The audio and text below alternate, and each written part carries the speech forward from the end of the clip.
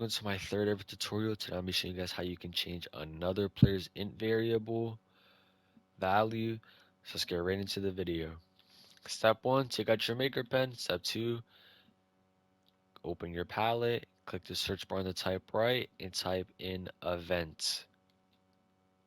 Alright, place a event definition, event receiver, and event sender. Now get the variable of your choice that you want to change. I don't know. Let's do something weird. A quaternion variable. Weird word to say, but it is what it is. Quaternion variable. This works for int. This works for list variables even. This works for any kind of variable in the game. Edit your event definition and give your event definition a name. So in this case, I'm changing a quaternion value for another player. So let's name it change quaternion value, which this is really long, but who cares? Change quaternion value for the name. When you're adding a property, try to have it correlate to the type somehow. Usually I just copy the name of the type I'm using. So the name would just be the same exact thing as the type I'm using. So quaternion. Quaternion. Once you're done with that, add the property. This basically just adds inputs to your event. That's literally all this does. So now come over to your event sender, edit it, configure it, choose the event you made. In this case, mine's change quaternion value. For the target, choose player. Do the same thing for your event receiver. Choose the event we created, change quaternion value. Now to explain how this works here. Alright, whoever's name is whoever's name is in this target input is the person who will receive this event. No one else will receive the event, not even the person who executed this top chip or this execution. Only the person's name that is in this target player input will receive this event. Example, I put coach. Only coach will see this fire. Only coach will see this quaternion value change. It doesn't matter whose name is in it. Well, it does. It only matters whoever's name is in here. Alright? So make sure the value you want to change is in this target input. So in this case, we want to change someone's quaternion value, which I personally don't feel like placing a quaternion down. Or you know what? Why not? Let's do it. Actually, no, never mind. But you would wire up a quaternion to this. You would execute it. And whoever's name is in here will pick up that event or that execution here at this event receiver, and it'll change their value just like this. So wire these executions together, wire this quaternion to this quaternion input, and you are done with that.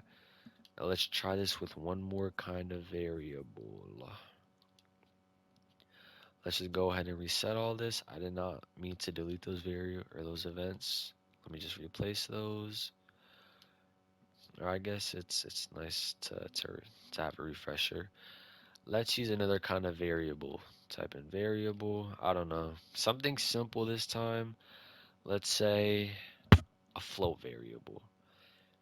Alright, and just know that this does also work for lists. Because as you can see inside of the event definition, there's also list types all on this right side.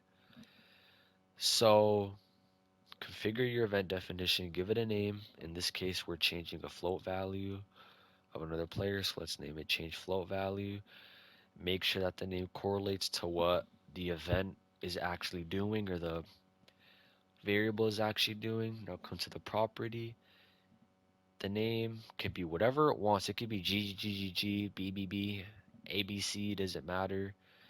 But I personally like to name it what or the same exact name as the type I'm using, so float. Once you enter the name in and choose the type, add the property, come over to your event sender, choose the event you created. Target will be player, the event receiver, same thing, choose the event you created. Let me just kind of fix these quickly. All right, now time to explain it one more time. This target player matters, all right? Whoever's name is in here is the person who will pick up that signal at this event receiver. So imagine this as sort of like a Bluetooth signal in a way, all right? It's only for the player whose name is in here, all right? So it could be coach. If I type in coach, coach will receive this signal. If I type in Cassie, Cassie will receive this signal. If I type in Zeeg, Zeeg will receive this signal. It doesn't matter who executes, who fires this chip. It only matters whose name is in here, all right? Now, let's get our variable and wire it up to the event receiver, wire the executions together, and the float data types together. And obviously you don't want to change the player's value. So let's say I want to change my friend's value to 99999. I would put his name in here and then I would execute the chip and then my friend, he would pick up the signal here.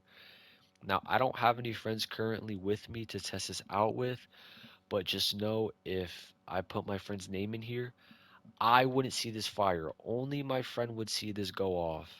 All right? So just remember that. So now if this were my friend, his value would be 1e plus 10, which let me just remove a couple of nines from this, make it a bit shorter, just so you guys can see.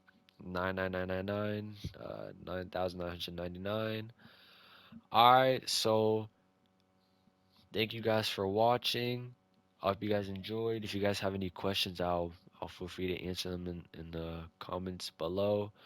But this is how you guys can change another player's variable value. So thank you guys for watching and later.